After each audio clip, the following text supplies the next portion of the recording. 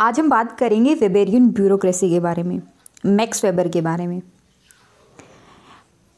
Max weber वैसे तो sociology में हम पढ़ते हैं, लेकिन उनकी जो ब्यूरोक्रेटिक थ्योरी रही वो हमारे लिए इम्पॉर्टेंट है।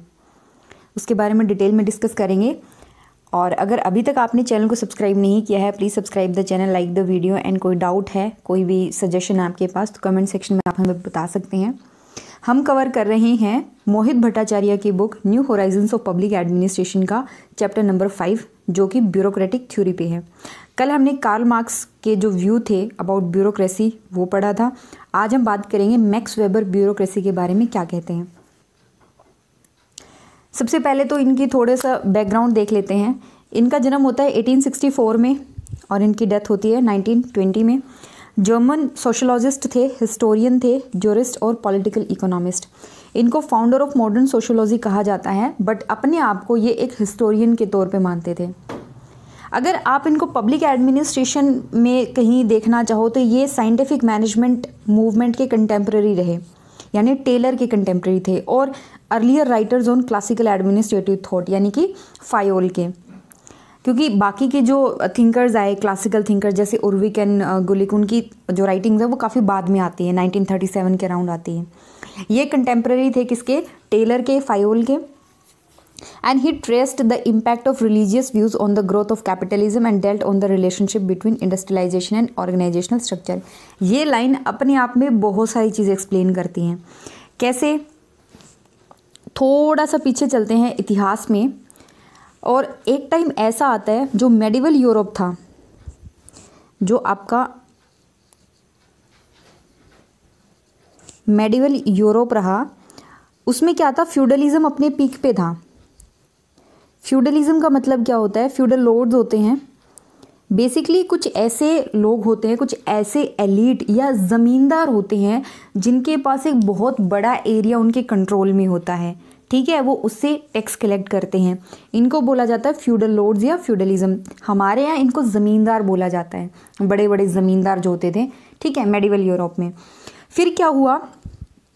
यहाँ पर जो ट्रेडिशनल चर्च था उसका बहुत ज़्यादा डोमिनेंस था। लेकिन क्या होता है, चर्च के अंदर करप्शन इतना ज़्यादा बढ़ जाता है, जो कैथोलिक चर्च होता है, करप्शन इतना ज़्यादा बढ़ जाता है।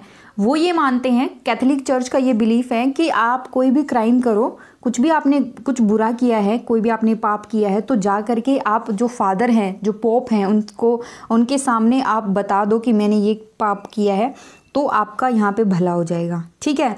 लेकिन लोगों में एक थॉट प्रोसेस आई कि चलो मान लिया, आगे जा कर के मतलब जब हम भगवान के पास जाएंगे तब हमें इन हमारे पापों का हमें जवाब देना पड़े या ना पड़े, वो तो बाद की बात है। लेकिन अगर अभी हम जिस हालत में हैं, प्रेजेंट डे की अगर हम सोचें तो क्या, तो उनको काफ़ी कमियां नज़र आती है कैथोलिक चर्च के अंदर, और वो छोड़ करके एक नया क्रिश्चियनिटी में ही एक नया सेक्ट मान लो, या इसी का एक पार्ट, एक अलग वो अपना रिलीजन बनाते हैं जिसको बोलते हैं प्रोटेस्टेंट, ठीक है। प्रोटेस्टेंट क्रिश्चियनिटी में एक अलग सेक्ट के तौर पे उभरता है। वो बेसिकली वो सेक्ट क्या कहता है, प्रोटेस्टेंट वाला, वो ये कहता है कि आप है ना रैशनली सोचो, आप जो भी डिसीजन ले रहे हो ना, कुछ सोच रहे हो, तो वो जस्ट कुछ सर्टेन ट्रेडिशनल बिलीफ पे नहीं, वो कुछ फैक्ट्स पे बेस्ड होना चाहिए, ठीक है। इसको बोला जाता है age of Renaissance, age of Reformation in Europe. जब मॉडर्न एरा स्टार्ट होता है उससे जस्ट पहले क्या होता है? रिफॉर्मेशन, रेनेसां का पीरियड आता है। लोग क्या है, एजुकेशन की तरफ जाते हैं। एक जो डार्कर एज थी उससे निकल करके लोग एजुकेशन की तरफ जा रहे हैं, लोग अपनी कल्चर की तरफ वापस बढ़ रहे हैं, लोग अपनी कल्चर को, अपने ट्रेडिशंस को, अपनी एजुकेशन को इम्पोर्टेंस दे रहे हैं, ठीक है। और ये कहाँ से शुरू हुआ था? ये शुरू हुआ था जर्मनी में, क्लियर। तो ये क्या कहता है कि जब एक नया रिलीजन आया यहाँ पे, नए रिलीजियस बिलीफ ने क्या किया, लोगों में एजुकेशन आई, लोगों में एक नई सोच आई। नई सोच आई तो क्या हुआ? मॉडर्न एज कहाँ से शुरुआत होती है? जब यूरोप के लोग अलग अलग एरिया में निकलते हैं, किसके लिए? व्यापार करने के लिए, ट्रेड करने के लिए वो जब निकलते हैं, ठीक है। तो ये आप इस लाइन को आप दोबारा पढ़िए, ये क्या कहता है? Impact of religious view on the growth of capitalism and ये मैक्स वेबर इसके बारे में बात करता है। दूसरा, relationship between industrialisation and organisational structure, इसके बारे में बात करते हैं। सेकेंड लाइन को डिस्कस करते हैं डिटेल में। अब ये कहते हैं, मैक्स वेबर कहते हैं कि जो आपकी ब्यूरोक्रेसी की शुरुआत हुई, या शुरुआत नहीं, जो एक ग्रोथ हुई ब्यूरोक्रेसी की मॉडर्न स्टेट में, उसके कुछ रीजंस थे। पहला तो ये, रोमन एडमिनिस्ट्रेशन में कोई भी एडमिनिस्ट्रेटिव स्टाफ नहीं था। वहाँ पर प्रोविंशियल गवर्नर्स होते थे, उनको भेजा जाता था एनुअल टेन्योर पे, और वो भी बहुत लिमिटेड स्टाफ उनके साथ होता था। कोई भी पर्टिकुलर ऑफिसर नहीं था। ऐसा नहीं है कि एक सेंट्रल अथॉरिटी है और अलग अलग एरिया में उन्होंने अपने स्टाफ भेजे हुए, नहीं। एक प्रोविंशियल गवर्नर हुआ करता था, उसके साथ थोड़ा सा स्टाफ, और वो पूरे एरिया को कंट्रोल कर रहा है। दूसरा, एक होता है एवोकेशनल सिस्टम, मतलब कोई काम आप अपनी हॉबी के तौर पे कर रहे हो, आपको उसके बदले में कोई सैलरी, कोई वेजेस कुछ नहीं मिल रहा, कोई रिन्यूमरेशन, रिवॉर्ड कुछ भी नहीं मिल रहा। एवोकेशनल सिस्टम, टाइम पास करना है आपने, फ्री टाइम है आपके पास, ठीक है। लोग क्या करते थे, इन्होंने क्या किया, रोमन एडमिनिस्ट्रेशन वालों ने, कि rather than appointing the personals, जो लोग हॉबी के तौर पे काम करना चाहते हैं एडमिनिस्ट्रेशन में, ऐसे लोगों को उन्होंने अपॉइंट किया। और ये प्रैक्टिस आप ग्रीक सिस्टम में भी ढूंढ सकते हो, ठीक है। वहाँ पर कोई ऑफिसर नहीं हुआ करता था, फिर क्या हुआ, कॉलोनियल गवर्नर या प्रोविंशियल गवर्नर थे। फिर जूलियस सीजर आते हैं, बाकी अदर रूलर्स आते हैं, वो बहुत सारी एफर्ट करते हैं ब्यूरोक्रेसी को इम्प्रूव करने की, ठीक। बट जो रोम एम्पायर पूरा टूटता है, इतना बड़ा रोम एम्पायर टूटता है, उसके दो रीज़न होते हैं। एक तो corruption of the ruling class बहुत ज़्यादा बढ़ चुका था, रूलिंग क्लास में भी करप्शन था, चर्च में भी करप्शन था। और दूसरा था रैपिडली इंक्रीजिंग ब्यूरोक्रेसी। ये इन रूलर के जो एफर्ट्स थे, उनकी वजह से ब्यूरोक्रेसी में डेवलपमेंट हुई, एंड ये जो रैपिडली इंक्रीजिंग ब्यूरोक्रेसी थी, it was one of the main factor for the fall of Rome, ठीक। ये तो था हिस्टोरिकल बैकग्राउंड। देन जो रोमन ब्यूरोक्रेसी उभर के आई, उन्होंने क्या किया, ब्यूरोक्रेसी ने रूलर्स को कंट्रोल करना शुरू कर दिया, सिविल लिबर्टीज़ को ख़त्म किया। सिविल लिबर्टीज़ को ज़्यादा कंसर्न नहीं थे वो, इस बारे में ज़्यादा उन्होंने परवाह नहीं की सिविल लिबर्टीज़ की। वेबर कहते हैं कि ब्यूरोक्रेटिक एडमिनिस्ट्रेशन तभी सर्वाइव कर पाता है जब एक कैपिटलिज्म हो, मनी इकोनॉमी हो। Money economy sustained economic growth लेकर के आएगी। सुनने में स्टेटमेंट बहुत इजी भी लग सकती है, बहुत डिफ़िकल्ट भी लग सकती है। इंटरप्रेट करते हैं स्टेटमेंट को। क्या होता है कि आपके पास जब कोई भी चीज़, मतलब कोई भी सोसाइटी डेवलप कैसे करती है, जब आपके पास एग्रीकल्चरल सरप्लस होता है, जब आपके पास इकोनॉमिक सरप्लस होता है, सरप्लस प्रोडक्शन होती है, आप उसको बेचते हो, व्यापार करते हो, आपके पास पैसे आते हैं, टैक्स कलेक्ट किया जाता है, और वो पेमेंट मतलब जो पेमेंट है वो दी जाती है सैलरी के तौर पे to the civil servant. Surplus production कैसे हो रहा है, ये हो रहा है कैपिटलिज्म की वजह से। तो कैपिटलिज्म, ठीक है, की वजह से क्या हो रहा है, आपका ब्यूरोक्रेटिक एडमिनिस्ट्रेशन उभर रहा है। देन जैसे जैसे रिवेन्यू बढ़ रहा है, increasing need for public revenue, state को मजबूरी में एक रैशनल सिस्टम अडॉप्ट करना पड़ता है फॉर पब्लिक फाइनेंस, कि अब तो बजट वगैरह, कितना इनपुट है, कितना आउटपुट है, सारा कुछ मेंटेन करना पड़ेगा। वेबर कहते हैं कि टैक्सेशन का एक स्टेबल सिस्टम होना बहुत ज़्यादा ज़रूरी है। It is one of the pre condition for the permanent existence of bureaucratic administration. क्यों? क्योंकि आपने क्या करना है, what is bureaucracy?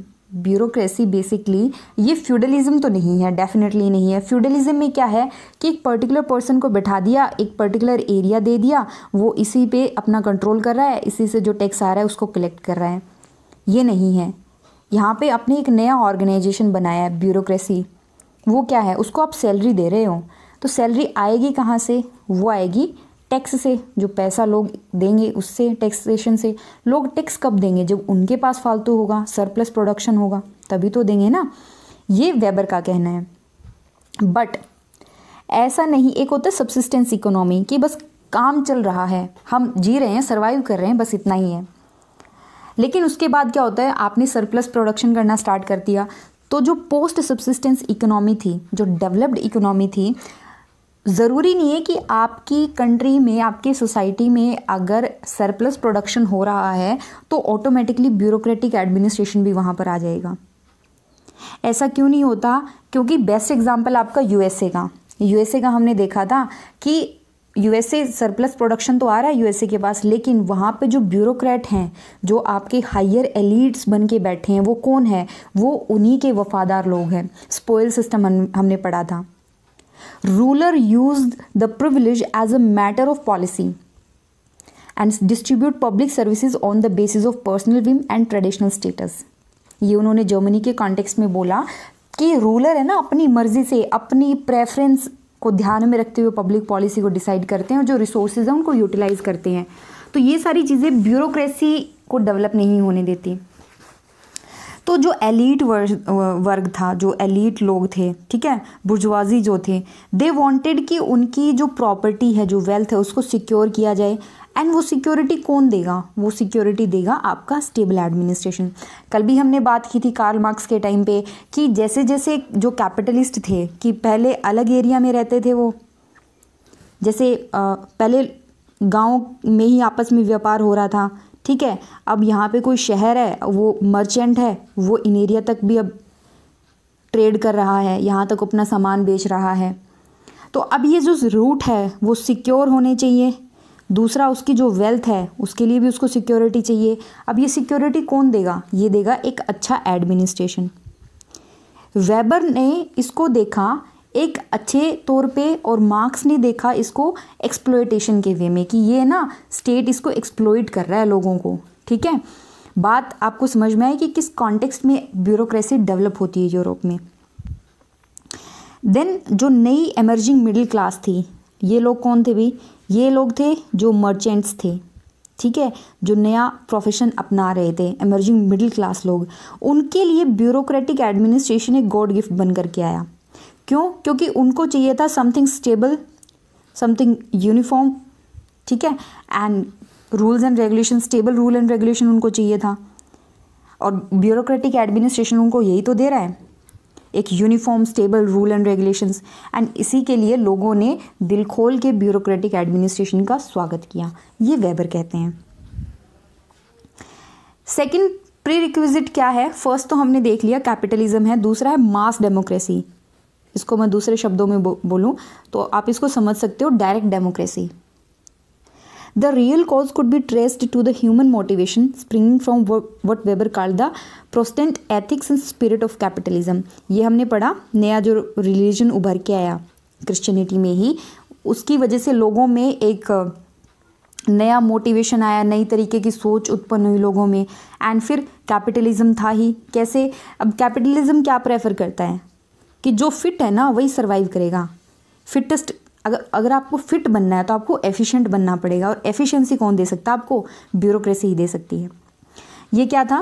Protestant, basically ये फॉर्म ऑफ क्रिश्चियनिटी है that originated in the 16th century. Okay, capitalism आया। कैपिटलिज्म के साथ क्या आया? Principle of survival of the fittest, कि जो सबसे फिट है वही सर्वाइव कर पाएगा मार्केट में। इसके लिए उनको क्या चाहिए था? हाईली एफिशिएंट ऑर्गेनाइजेशनल फॉर्म चाहिए थी। And it was on the demand of the capitalist enterprises कि जो तरीके अभी तक प्राइवेट ऑर्गेनाइजेशन में यूज़ हो रहे हैं ना, वही तरीके अब पब्लिक एजेंसी में भी यूज़ होने चाहिए। क्यों? क्योंकि प्राइवेट तो एफिशिएंट है, नो डाउट, अब पब्लिक को एफिशिएंट करना है, पब्लिक एजेंसीज को एफिशिएंट करना है। सो कैपिटलिस्ट एंटरप्राइजेज की डिमांड पे कॉरपोरेट प्रिंसिपल्स को पब्लिक एजेंसी में ट्रांसफ़र किया गया, यानी वो प्रिंसिपल्स अब गवर्नमेंट सेक्टर में लागू किए गए। फिर आती है इनकी famous theory of domination. Theory of domination क्या कहता है? सबसे पहले तो डोमिनेशन क्या होता है? Domination refers to the power relationship between the ruler and the ruled. जनता के बीच में और जो रूल कर रहा है उनके बीच में जो रिलेशनशिप है वो होता है domination. In any kind of established authority, there exists a number of beliefs that legitimizes the existence of power in the eyes of leader and the led। अब इतने सारे लोग हैं, इतने सारे लोगों को एक अथॉरिटी कंट्रोल कर रही है। दैट मीन्स कुछ ऐसे बिलीफ हैं जिनकी वजह से इतने लोगों को कंट्रोल कर पाना ईजी है। दूसरा एक एलिमेंट उभर के आता है कि जैसी अथॉरिटी होगी ना, वैसा ही आपका एडमिनिस्ट्रेटिव अपैरेटस होगा। जिस तरीके की अथॉरिटी वैसा एडमिनिस्ट्रेटिव स्ट्रक्चर। डोमिनेशन कब आता है? Domination when exercised over a large number of people it necessitates an administrative staff which will execute demands and serve as a bridge between the rule and the ruled. ये मैं आपको explain करती हूँ इसमें slide में। 3 तरीके के legitimisation उभर के आते हैं। जैसे सबसे पहले हम पढ़ते हैं charismatic. Charisma is means gift of God, God gifted कुछ है आपके अंदर, एक आपका करिश्मा, आपकी पर्सनालिटी ऐसी है कि लोग आपको फॉलो कर रहे हैं। लोग आपको फॉलो कर रहे हैं, वो उनकी फेथ है, ठीक है। और अब इतने सारे, मान लीजिए एक बंदा है और उसको फॉलो करने के लिए 1000 बंदे उसके साथ जो है वो फॉलो करने लगे उसको। अब इनको फॉलोवर्स को कंट्रोल करना, रेगुलेट करना, ये कौन करेगा? अब वो अकेला तो कर नहीं सकता, इसलिए जो एडमिनिस्ट्रेटिव अपैरेटस निकल के आएगा वो होगा फॉलोवर्स का। कैसे कि उसके जो फॉलोवर्स होंगे ना, जो निजी, जो उसके मान लीजिए भरोसेमंद उसके जो डिसाइपल्स और फॉलोवर होंगे, वही इन लोगों को कंट्रोल करने में, ऑर्गेनाइजेशन में, प्लानिंग में, इन सब में हेल्प करेंगे, ठीक है। दूसरा आता है ट्रेडिशनल। ट्रेडिशन में क्या होता है कि हम ट्रेडिशनल अथॉरिटी में बिलीव करते हैं। जैसे कोई किंग है, ठीक है, we believe in the traditions, loyalty होती है ये वहाँ पर। अब एक किंग के लिए, जो किंग के वो होंगे एडमिनिस्ट्रेटिव स्टाफ होगा, वो कैसा होगा?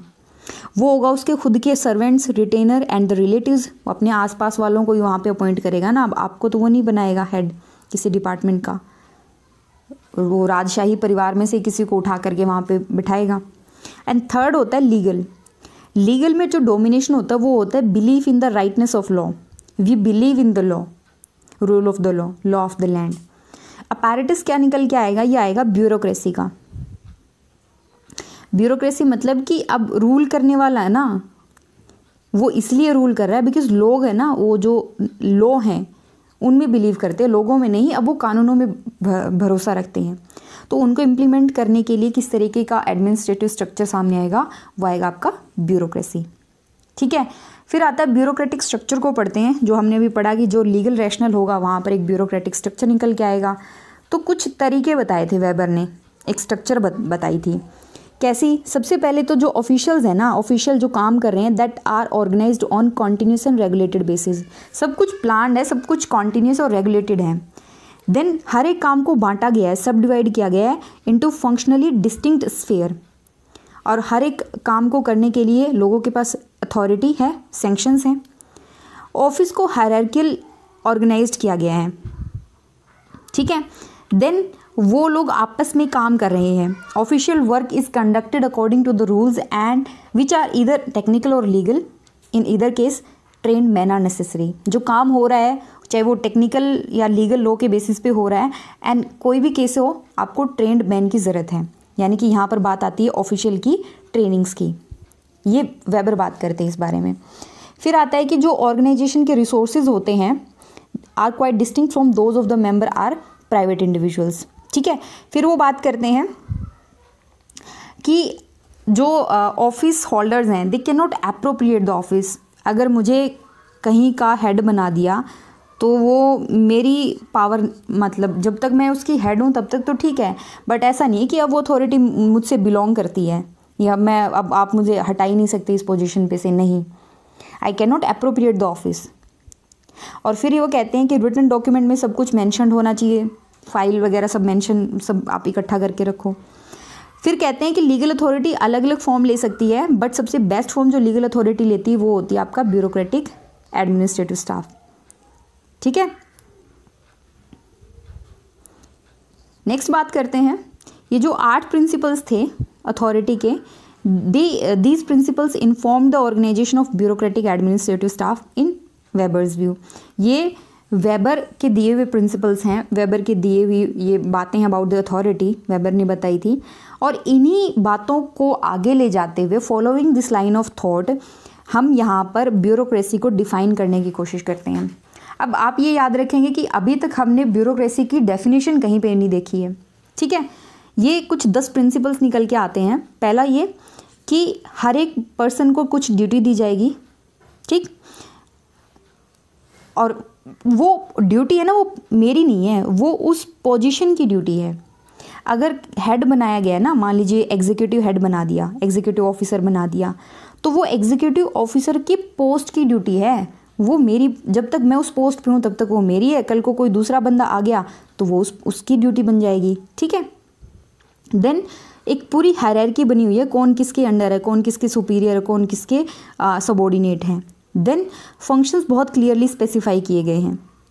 फिर ऑफिशियल्स कॉन्ट्रैक्ट बेसिस पे अपॉइंट किए जाते हैं। कॉन्ट्रैक्ट बेसिस पे होने का मतलब कि ऐसा नहीं है कि अब आपको डिस्ट्रिक्ट कलेक्टर बना दिया तो डिस्ट्रिक्ट कलेक्टर आप लाइफ टाइम रहोगे, नहीं, आपको कॉन्ट्रैक्ट बेसिस पे बना अपॉइंट किया गया है।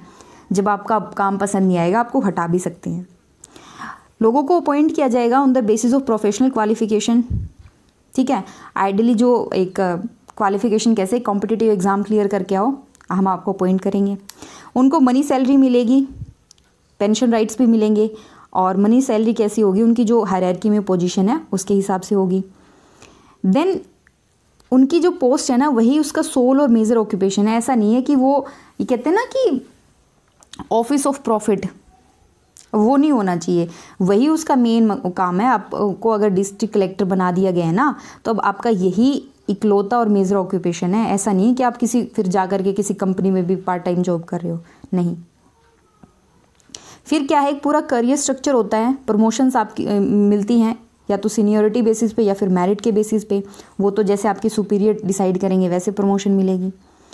देन ऑफिशियल्स में appropriate neither the post nor the resources that go with it. District collector में आपको एक घर दे दिया, ठीक है, साथ में एक गाड़ी भी दे दी चलाने के लिए। अब आप 2 साल तक तो इस पोस्ट पे थे, बाद में आपका काम पसंद नहीं आया, हटा दिया, तो आप ना तो ये पोस्ट आपकी है कि आप बोल सको कि मैं तो डीसी, मैंने तो एग्ज़ाम क्लियर किया है, मेरे को तो अपॉइंट किया गया, ऐसे कैसे हटा दिया। ना तो इस पोस्ट पे आपका हक है, और ना ही इसके साथ जो रिसोर्सेज आए हैं, जो घर आपको और गाड़ी मिला है, वो आपके साथ जाएगी, ठीक है। ये इसका क्रक्स है। Then unified control and disciplinary system है। जो रूल एंड रेगुलेशन आप पे लागू होंगे वही दूसरे पे लागू होंगे।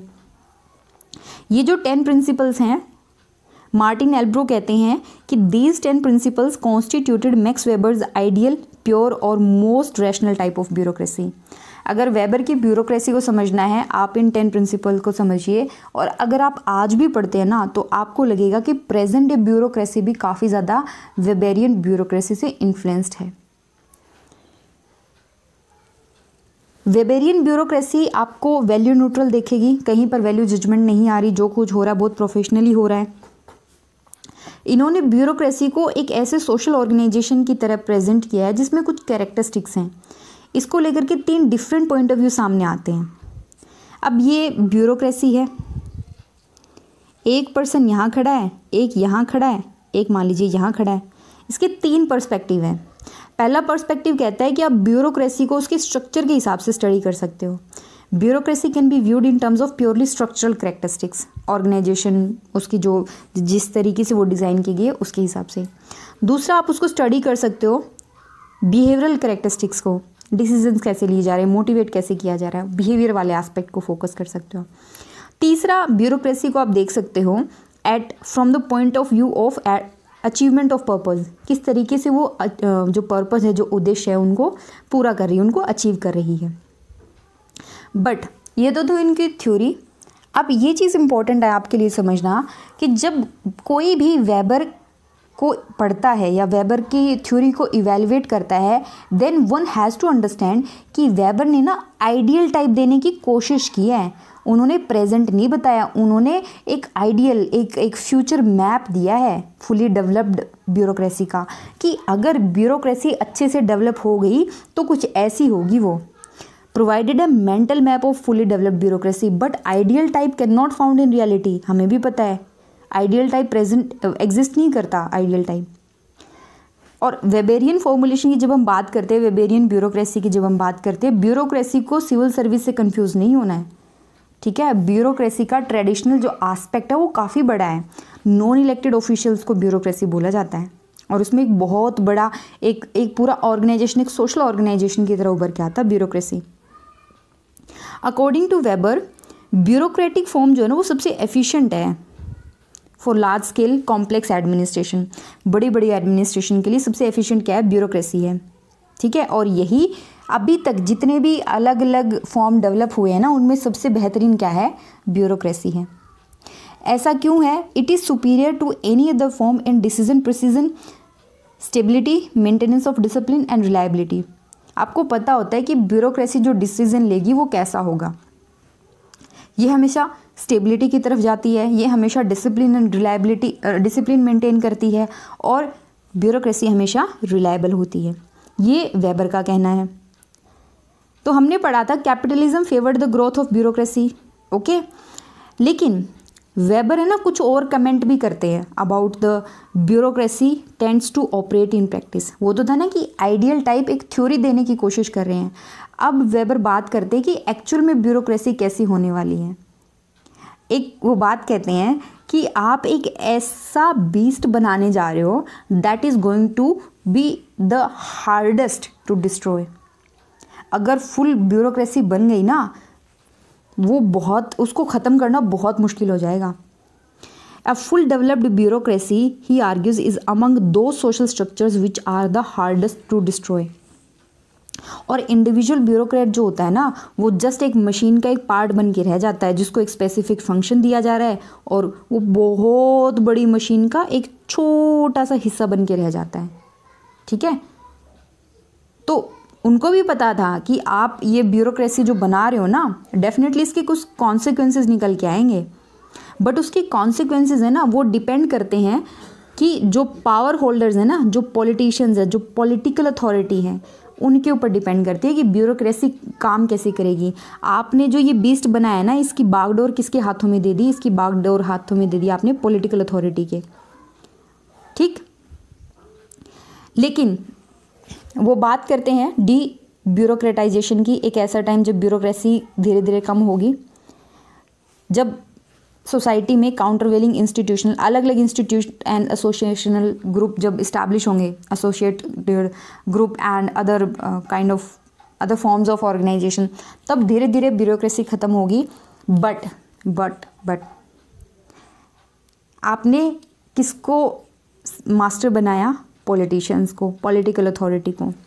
वेबर कहते हैं कि जो पॉलिटिकल मास्टर्स हैं ना आपके, political master is no match for a expert bureaucrat, ठीक है। अब यहाँ पर वो कुछ एक्सप्लेन करते हैं, वो पॉइंट आउट करते हैं कि ब्यूरोक्रेसी ना अपने आप को सुपीरियर बनाती है।